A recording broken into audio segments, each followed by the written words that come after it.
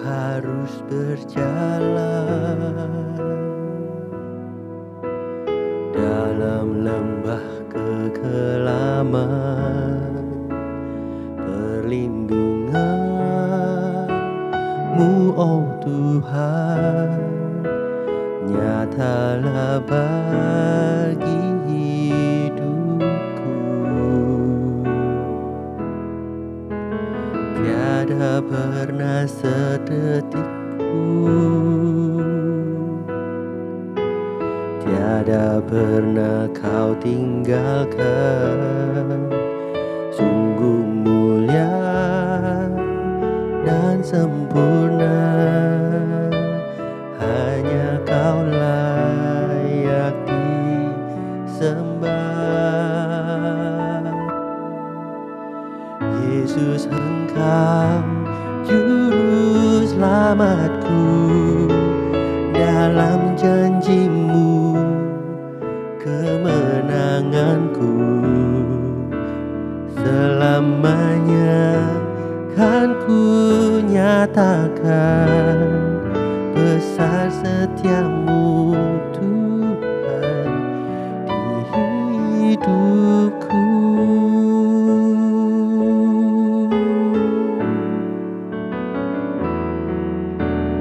Walau ku harus berjalan dalam lembah kekelaman,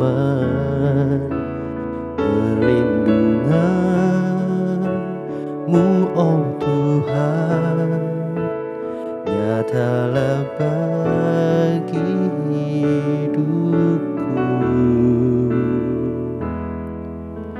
Tiada pernah sedetik pun, tiada pernah Kau tinggalkan. Sungguh mulia dan sempurna, hanya Kau layak disembah. Yesus, Engkau juru selamatku, dalam janji-Mu kemenanganku. Selamanya kan ku nyatakan besar setia-Mu Tuhan di hidupku. Yesus, Engkau juru selamatku, dalam janji-Mu kemenanganku.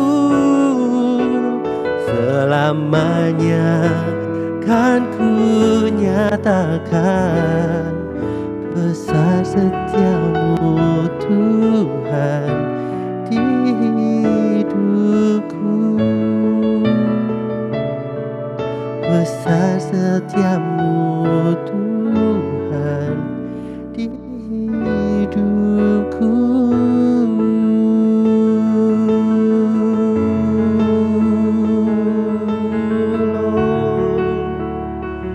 Oh Tuhan, ku mau menyembah-Mu segala waktuku. Ku serahkan hanya padamu Yesusku. Tiada pernah sedetik pun, tiada pernah Kau tinggalkanku. Sungguh mulia Tuhan, Kau layak disembah. Yesus, Engkau juru selamatku. Terima kasih Tuhan, terima kasih Tuhan.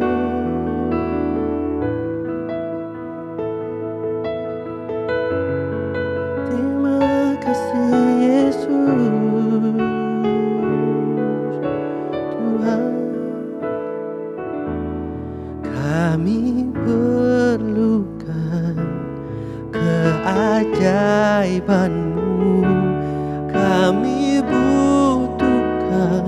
sentuhan tanganmu.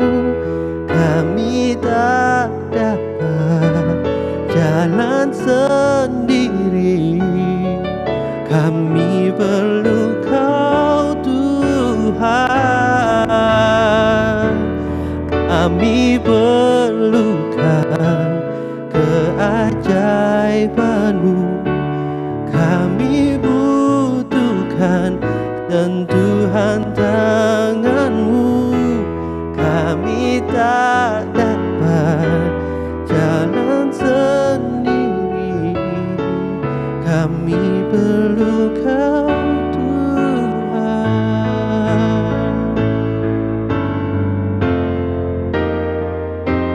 Kami perlukan keajaiban-Mu, kami butuhkan sentuhan tangan-Mu.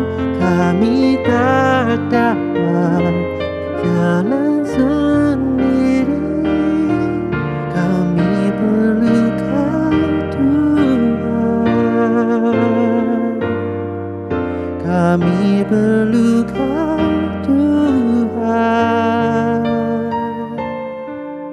Kami perlu Kau Tuhan.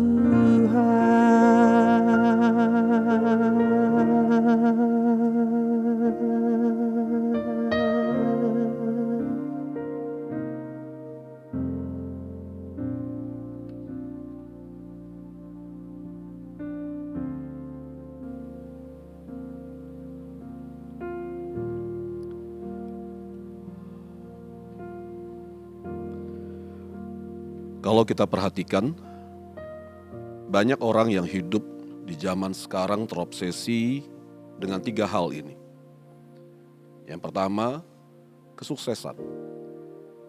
Ada banyak orang yang hari ini berpikir untuk tahu cara mendapatkan lebih banyak, untuk bisa menghasilkan lebih banyak, untuk bisa mengumpulkan lebih banyak bagi dirinya sendiri.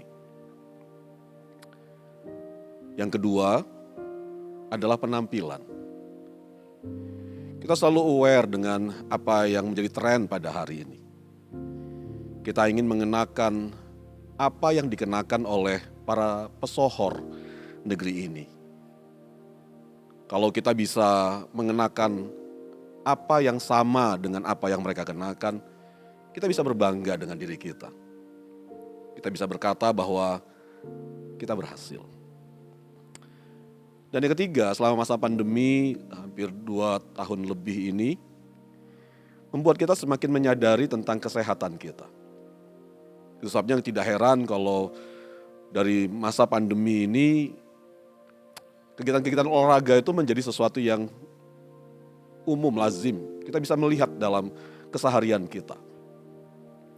Klub-klub sepeda banyak dibentuk, gitu ya. Klub-klub lari banyak dibentuk. Karena banyak orang menyadari bahwa kesehatan mereka itu adalah hal yang penting dalam hidup mereka. Sehingga yang dulunya nggak pernah lari menjadi lari, yang dulunya nggak pernah bersepeda menjadi bersepeda, yang dulunya nggak pernah pergi nge-gym, sekarang kembali nge-gym gitu, sekarang kembali pergi ke gym untuk melatih kebugaran tubuh mereka. Tapi sadarkah Bapak Ibu, saudara-saudari yang Tuhan Yesus kasihi, bahwa ternyata 3 hal ini jugalah yang telah menyita banyak waktu, tenaga dan pikiran mereka. Sehingga tanpa mereka menyadari, mereka telah kehilangan persekutuan mereka dengan Tuhan. Mereka telah kehilangan keintiman mereka dengan Tuhan. Mereka telah kehilangan semangat, kesungguhan hati, dan bahkan kasih mereka yang semula kepada Tuhan. Apa yang terjadi dalam kehidupan banyak orang yang ada di sekeliling kita, itu juga bisa dapat terjadi dalam hidup kita ini, Bapak Ibu. Jika kita tidak mau berjuang dengan sungguh untuk menjaga hati dan pikiran kita, untuk menjaga fokus hidup kita tetap kepada Tuhan dan kepada kehendak-Nya. Itulah sebabnya pada hari ini saya ingin mengajak kita membaca 2 ayat dari apa yang dituliskan oleh Rasul Paulus kepada jemaat yang ada di kota Filipi.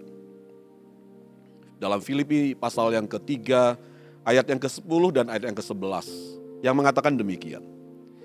Yang ku kehendaki ialah mengenal Dia dan kuasa kebangkitannya, dan persekutuan dalam penderitaannya, di mana aku menjadi serupa dengan Dia dalam kematiannya, supaya aku akhirnya beroleh kebangkitan dari antara orang mati.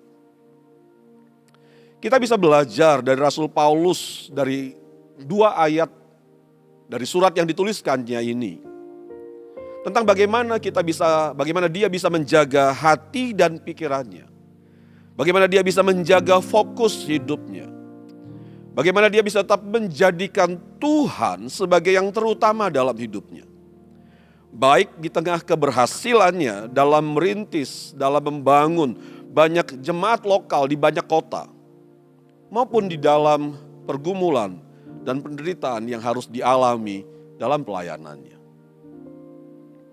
Bapak Ibu, kalau kita mengingat akan kehidupan Rasul Paulus, kita bisa melihat bahwa hidup Paulus ini adalah suatu kehidupan yang unik, Bapak Ibu. Kenapa? Karena dia adalah orang yang berhasil. Tuhan memakai dia dengan cara yang luar biasa, sehingga dia bisa membangun ada begitu banyak jemaat lokal di banyak kota di seluruh Asia yang dikenal pada waktu itu, Bapak Ibu. Kalau pada hari ini ada seorang hamba Tuhan seperti Rasul Paulus, Bapak Ibu, tentulah kita akan bisa melihat seorang hamba Tuhan yang mungkin punya mobil mewah, punya beberapa aset rumah mewah, punya rekening di bank yang cukup banyak begitu, untuk bisa menjamin akan hidupnya dan masa depannya. Tapi Rasul Paulus tidak seperti itu. Dia tidak terjebak di dalam keberhasilannya untuk memikirkan tentang kesenangan hidupnya. Tapi pada saat yang sama kita juga bisa melihat bahwa dalam hidup dan dalam pelayanan Rasul Paulus, dia juga mengalami ada begitu banyak penderitaan. Dilempari batu, dipenjarakan, disesah. Tapi sekalipun ada begitu banyak penderitaan yang harus dialaminya, dijalaninya, dihadapinya oleh karena pelayanannya kepada Tuhan. Rasul Paulus kita bisa melihat bahwa tidak ada satupun hal-hal itu yang bisa menghentikan kesungguhannya, kesetiaannya, ketekunannya dalam melayani Tuhan. Itu sebabnya apa yang dituliskannya dalam bagian firman Tuhan yang kita baca, yang menjadi perenungan kita pada hari ini. Kita akan belajar 2 hal, Bapak Ibu. Yang pertama adalah kita perlu terus-menerus mengingatkan diri kita sendiri tentang Tuhan sebagai prioritas yang utama dalam hidup kita. Kita perlu terus-menerus mengingatkan diri kita, Bapak Ibu. Kita tidak perlu menunggu orang lain, kita tidak bisa menunggu orang lain untuk mengingatkan kita. Sebab jika kita menunggu orang lain, mungkin kita sudah keburu terhanyut oleh karena tipu daya dunia ini. Kita perlu terus-menerus mengingatkan diri kita sendiri bahwa Tuhan tetap harus menjadi prioritas yang utama dalam hidup kita. Bapak, Ibu, saudara-saudari, kita diciptakan oleh Tuhan untuk melakukan kehendak-Nya dan untuk menggenapi apa yang menjadi rencananya. Tetapi si jahat musuh kita akan selalu berusaha mengalihkan perhatian kita dari Tuhan dan dari melakukan kehendak-Nya. Dan kalau kita melihat hari ini, si jahat berhasil. Dia berhasil membuat banyak orang berpikir bahwa kesuksesan, penampilan, dan tubuh yang sehat itu sebagai hal yang lebih penting dari iman, doa, kehidupan rohani, pelayanan, dan bertumbuh dalam pengenalan yang benar akan Kristus. Itu sebabnya tidak heran kita bisa melihat ada banyak orang yang dulu kita melihat berapi-api, bersungguh-sungguh, setia dalam melayani. Setiap minggu selalu ada di gereja, melayani Tuhan, memberi waktu mereka untuk terlibat dalam pelayanan di dalam tubuh Kristus. Tapi pada hari ini, pada hari Minggu, menyibukkan diri dengan hal-hal yang lain. Meninggalkan ibadah dan pelayanan mereka. Bapak Ibu, kita perlu mengenal Tuhan. Kita perlu terus belajar untuk mengenal Dia lebih dalam lagi. Sebab kita harus sadar bahwa kehidupan rohani kita inilah yang menopang kehidupan keseharian kita. Sadarkah kita bahwa sukacita, damai sejahtera, rasa aman, itu adalah hal-hal yang rohani Bapak Ibu. Sesuatu yang tidak mungkin bisa kita beli dengan uang kita. Sesuatu yang tidak bisa diberikan oleh teman-teman yang ada di sekeliling kita. Tapi hanya Tuhan yang bisa memberikannya kepada kita. Sadarkah kita bahwa kehidupan rohani kita inilah yang menopang kehidupan keseharian kita. Kalau kita bicara tentang hikmat, kita bicara tentang kebijaksanaan, maka kita tahu bahwa sumber daripada hikmat dan kebijaksanaan kita dalam mengatur, mengerjakan semua pekerjaan yang kita harus kerjakan dalam hidup keseharian kita, bukanlah sumbernya adalah Tuhan sendiri, Bapak Ibu, saudara-saudari yang Tuhan Yesus kasih. Hanya Tuhanlah yang bisa memberi kepada kita hikmat untuk mengatur semua apa yang harus kita kerjakan. Hanya dengan hikmat yang daripada Tuhanlah kita bisa menemukan jalan keluar untuk setiap masalah yang harus kita hadapi pada hari ini. Kehidupan rohani kita inilah yang menopang kehidupan keseharian kita. Itu sebabnya, ayo ingatkanlah diri kita bahwa Tuhan kehendaknya itu tetap harus menjadi prioritas yang utama dalam hidup kita. Itu sebabnya tidak heran Rasul Paulus mengatakan, mengenal Dia itulah yang Dia inginkan. Yang ku kehendaki ialah mengenal Dia. Gitu. Wow, saya pikir luar biasa. Seharusnya dengan pengalaman Rasul Paulus yang begitu banyak, seharusnya dia bisa berkata hal yang lain selain daripada itu. Sama seperti kebanyakan kita pada hari ini gitu. Karena kita merasa sudah tahu, karena kita merasa sudah mengenal, karena kita merasa sudah cukup mengenal Tuhan, kita berhenti bertumbuh dalam pengenalan kita akan Dia. Tapi tidak dengan Rasul Paulus. Pengalamannya yang banyak, pengalamannya dengan Tuhan yang membuat dia mengenal Tuhan lebih daripada kebanyakan kita. Tidak membuat dirinya puas gitu. Tapi dia tetap selalu punya kerinduan dalam hatinya untuk tetap selalu mengenal Tuhannya. Wah, luar biasa Bapak. Itulah yang seharusnya ada dalam hati kita. Ingatkanlah diri kita bahwa Tuhan tetap harus menjadi yang utama dalam hidup kita. Bukankah Tuhan Yesus sendiri pernah berkata, semua hal itu, itulah yang dicari oleh bangsa-bangsa yang tidak mengenal Tuhan. Tetapi kamu, carilah dahulu kerajaan Allah dan kebenarannya. Maka semuanya itu akan ditambahkan kepadamu. Hal yang kedua yang bisa kita renungkan dari pembacaan firman Tuhan kita pada hari ini Bapak Ibu, saudara-saudari yang Tuhan Yesus kasihi. Kita perlu berdisiplin dalam membangun relasi pribadi kita dengan Tuhan. Agar Dia dapat selalu menyalakan kerinduan dalam hati kita untuk menjadi semakin serupa dengan Kristus. Kalau kita melihat hari ini terbalik. Banyak anak Tuhan ingin menjadi serupa dengan dunia ini Bapak Ibu. Menetapkan ukuran-ukuran yang salah gitu. Menetapkan standar-standar yang justru semakin serupa dengan standar dunia ini. Yang membuat hidup mereka justru semakin menjauh daripada standarnya Tuhan. Bapak Ibu, kita hidup di masa yang tidak pasti. Ketidakpastian selalu membuat kita khawatir dan cemas. Kita hidup di tengah masa yang kita bisa mengalami pergumulan dan penderitaan itu ya kapan saja.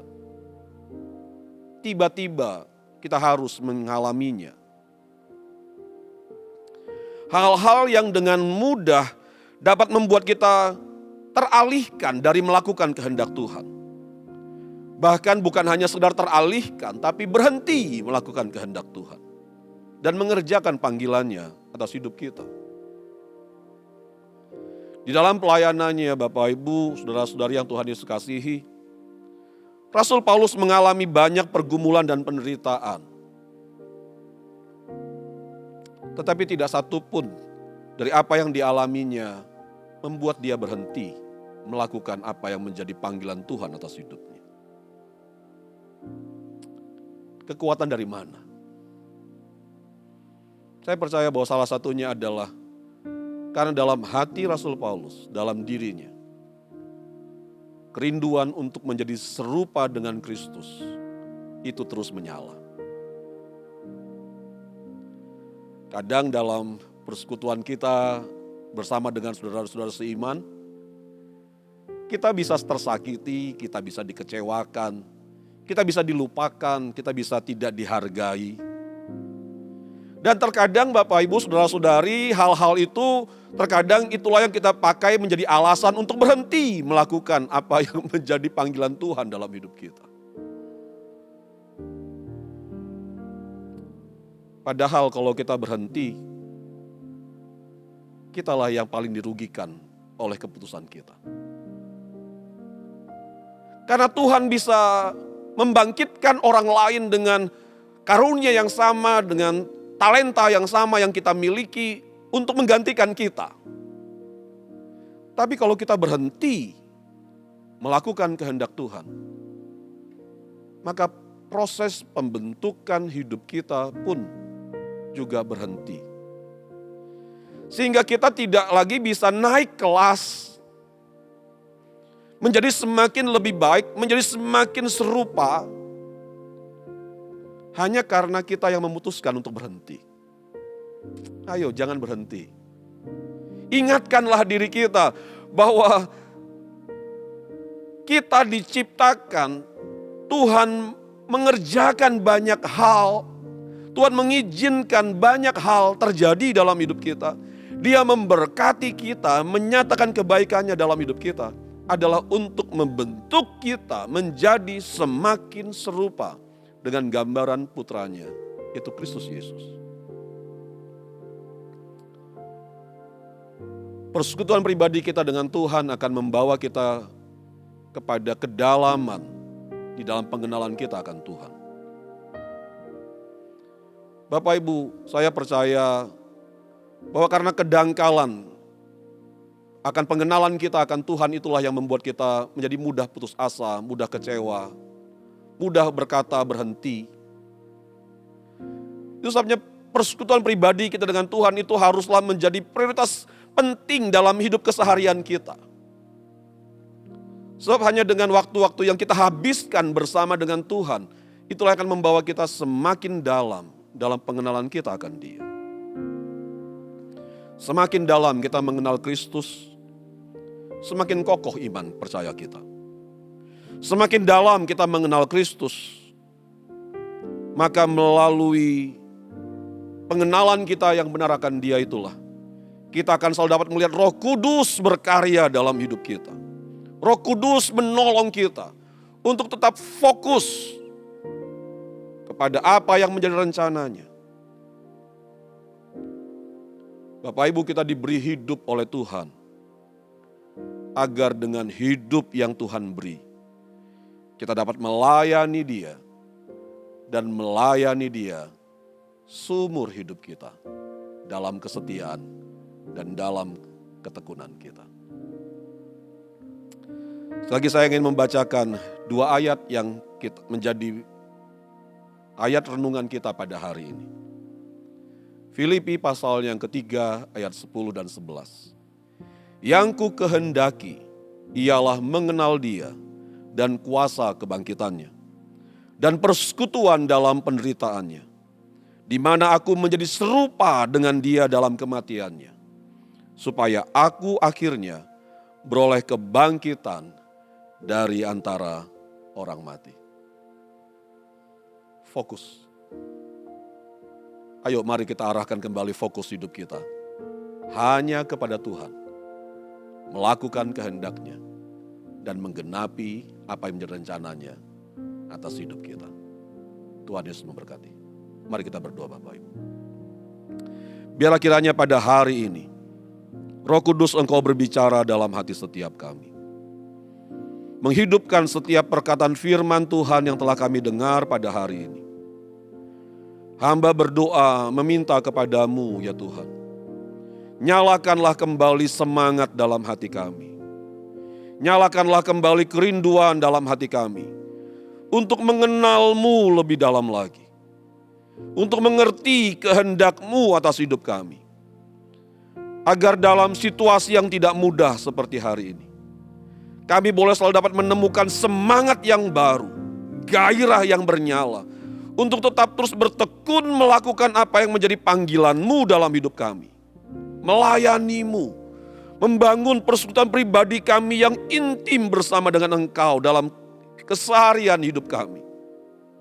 Mengerjakan apa yang Engkau mau dalam hidup kami sehari-hari. Kami ingin mengenal-Mu lebih dalam lagi. Kami ingin menjadi serupa dengan Kristus Yesus Putra-Mu itu ya Bapa. Inilah hidup kami, bentuklah kami. Ampuni kami. Kalau pikiran-pikiran yang ditawarkan oleh dunia ini sempat menguasai hidup kami, kami teralihkan daripada-Mu. Hati kami berkurang kesungguhannya untuk melakukan apa yang Engkau mau. Tapi biarlah pada hari ini, mohon pengampunan, ampuni kami, pulihkan kami. Baharui kembali hati kami, baharui kembali pikiran kami, baharui kembali hidup kami ini ya Tuhan. Bawa hati kami kembali kepada-Mu, sehingga kami boleh dapat kembali menemukan betapa beruntungnya kami boleh mengenal, menemukan rasa aman kami, menemukan sukacita kami, menemukan damai sejahtera kami di dalam Engkau, dalam persekutuan kami dengan-Mu. Nyalakan kembali gairah kami, nyalakan kembali semangat dalam jiwa setiap kami pada hari ini, sehingga kami boleh kembali memiliki kesungguhan hati untuk mau berjuang, untuk mau berusaha dengan sungguh, untuk membangun relasi pribadi kami dengan-Mu, dan untuk kembali memberi hidup kami untuk melayani-Mu. Kami serahkan seluruh pergumulan-pergumulan yang kami sedang hadapi pada hari dalam tangan-Mu. Kami tetap percaya ya Tuhan, bahwa Engkau yang mengasihi kami, Engkau yang memperhatikan kami, Engkau tidak akan berdiam, Engkau pasti memberi pertolongan dalam hidup kami. Kami terima mujizat, kami terima kuasa-Mu pada pagi hari ini. Di dalam nama Tuhan Yesus kami berdoa. Amin.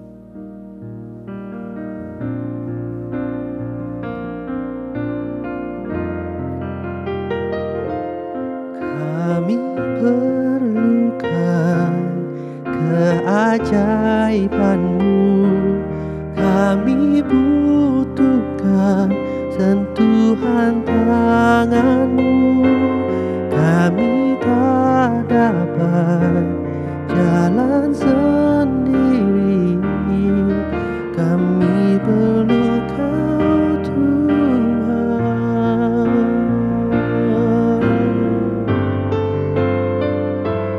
Kami perlukan keajaiban-Mu, kami butuhkan sentuhan tangan-Mu, kami tak dapat jalan sendiri, kami perlu Kau Tuhan,